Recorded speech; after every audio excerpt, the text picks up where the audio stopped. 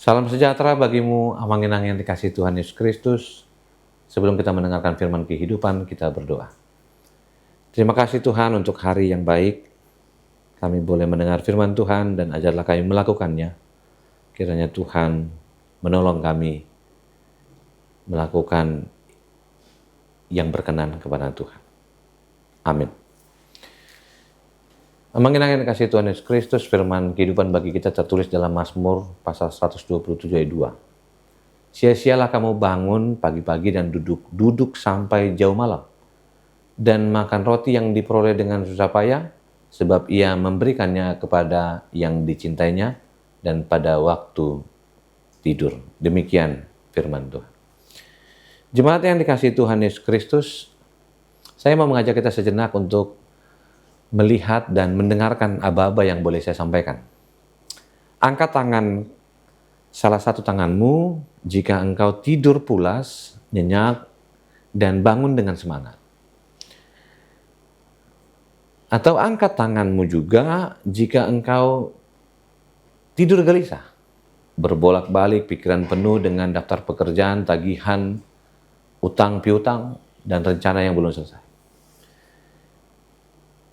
Nah, sekarang bagi yang angkat tangan dua-duanya, dia terkadang pulas, dia terkadang tidak pulas gitu ya. Kita semua pasti pernah merasakannya. Kita bekerja keras, banting tulang, mengejar waktu, bahkan sampai terlambat bangun dan duduk.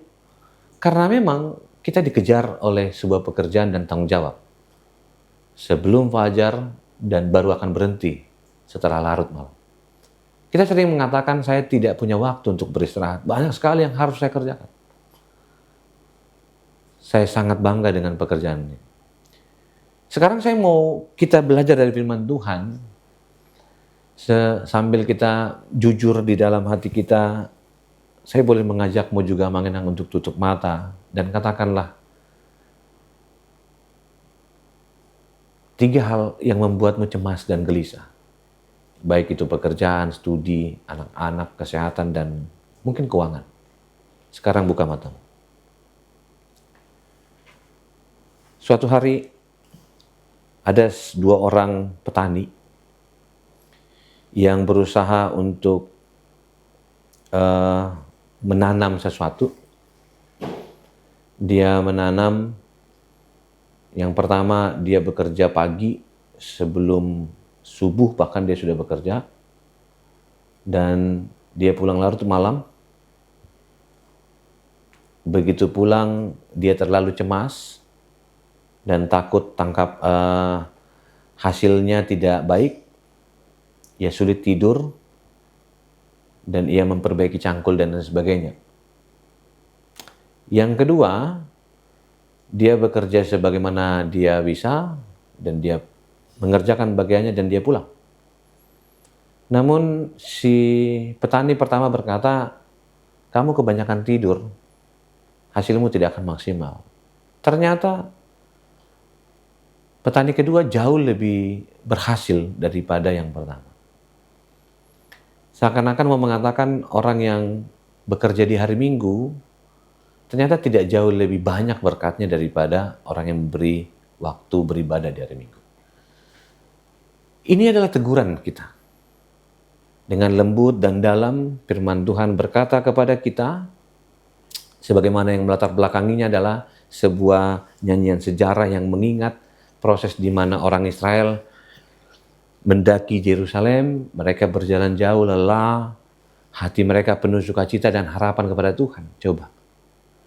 Di saat mereka berjalan jauh, mereka juga memberikan tempat untuk beristirahat.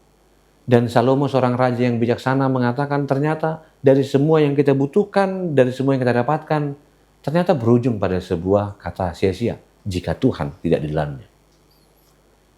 Salomo yang memiliki segalanya dan sudah meraih kebahagiaan dan keamanan, ternyata tidak bisa mendapatkan kedamaian yang dari Tuhan jika Tuhan tidak dalamnya.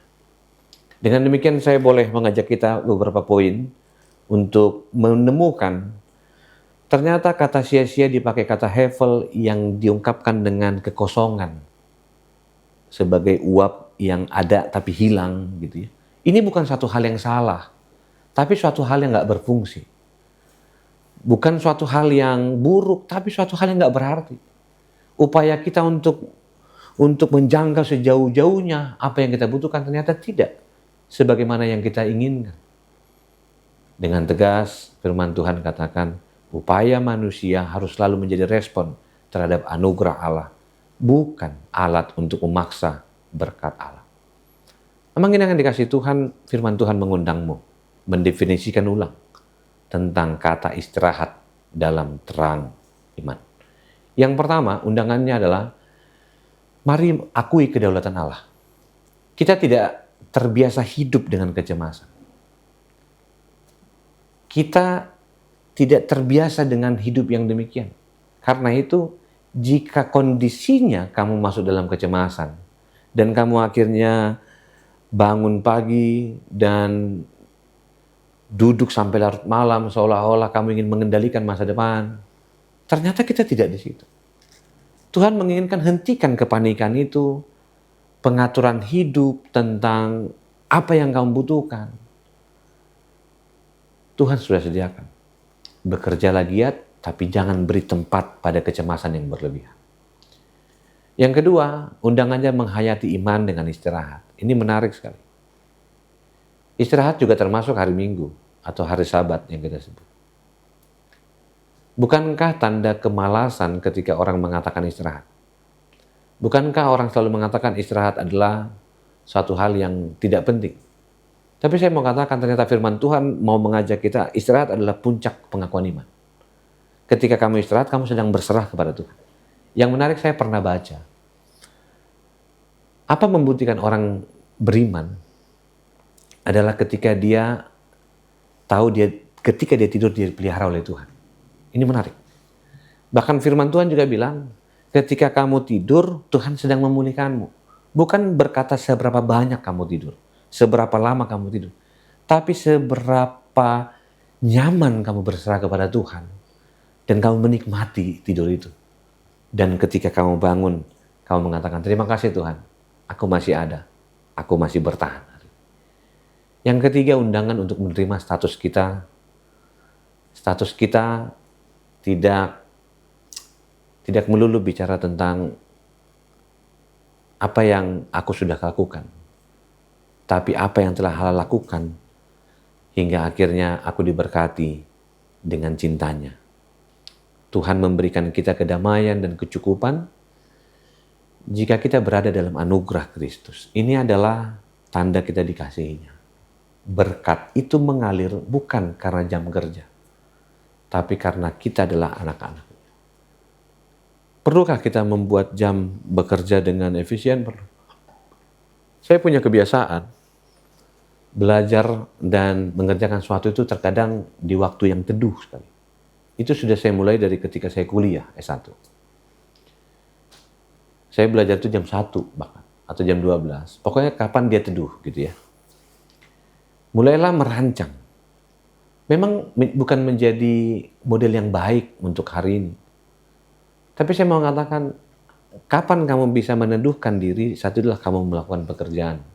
Secara khusus di dalam hal memberikan waktu pada istirahat. Mazmur 127 ayat 2 menantang kita. Apakah aku bekerja karena iman atau karena ketakutan? Jika kita terus bekerja dalam ketakutan, kita tidak akan mendapat kepuasan. Kita akan selalu merasa kurang. Inilah yang Yesus katakan, carilah dulu kerajaan Allah dan kebenarannya, maka semua itu akan ditambahkan kepadamu. Ternyata kuncinya adalah takutlah akan Tuhan. Saat itu dia akan membawa berkat-Nya. Istirahat sejati adalah berani meletakkan kendali dan percaya kepada Tuhan. Saya akan tutup firman Tuhan. Kembali kepada petani yang saya sebutkan awal. Kita sebut saja mereka adalah Amnon dan Yosia. Petani pertama berusaha mendapatkan rezeki melalui kekuatannya dan kegelisahannya. Amnon berbeda dari Yosia. Yosia menerima berkat melalui kekuatan, keyakinan yang memimpinnya pada saat istirahat yang benar. Dia bekerja dan juga memberikan tempat kepada Tuhan. Mungkin kita menemukan banyak celah-celah dalam permasalahan kita yang kita temukan, baik itu kecemasan, namun undangan Tuhan adalah masuk dalam anugerahnya, damai sejahtera dan keyakinan bahwa Tuhan sedang merancang, bahwa Tuhan sedang memelihara. Dan saya boleh mengatakan kepada kita hari ini, hari di mana kita diberkati Tuhan, juga hari yang sama untuk kita mengatakan, mari tinggalkan gaya hidup kekhawatiran yang berlebihan, karena itu sia-sia. Karena itu membuat kita tidak percaya pada Tuhan. Mari kita hidup dalam Josia yang memberi tempat di tengah dia bekerja, dia beristirahat. Dan istirahat yang baik adalah bukti bahwa kamu percaya kepada Tuhan yang tak pernah tidur meninggalkan kita. Dia di luar dari kemampuan kita. Dia tidak memiliki batas waktu. Sedangkan kita ciptaannya memiliki batas, baik itu waktu maupun kekuatan. Mari saudaraku yang dikasihi Tuhan, kembali kepada iman kita, kepada iman keluarga, dan bawalah pekerjaan. Firman Tuhan katakan ada jaminan dikala kita mau berserah kepada Tuhan dan memberi tempat. Bukan meninggalkan pekerjaan, tapi memberi tempat kepada iman kepada Tuhan. Selamat beraktivitas, selamat beristirahat. Jika memang harus beristirahat, Tuhan memberkati kita. Kita berdoa. Terima kasih Tuhan untuk firman-Mu. Terima kasih juga untuk kekuatan yang Tuhan berikan. Di saat kami tidur, Tuhan memberkati kami, memulihkan tubuh kami, merefresh, menyegarkan. Dan Tuhan juga memberikan kami semangat baru di kala kepenatan pikiran, ketika kami sudah berdoa dan kami istirahat.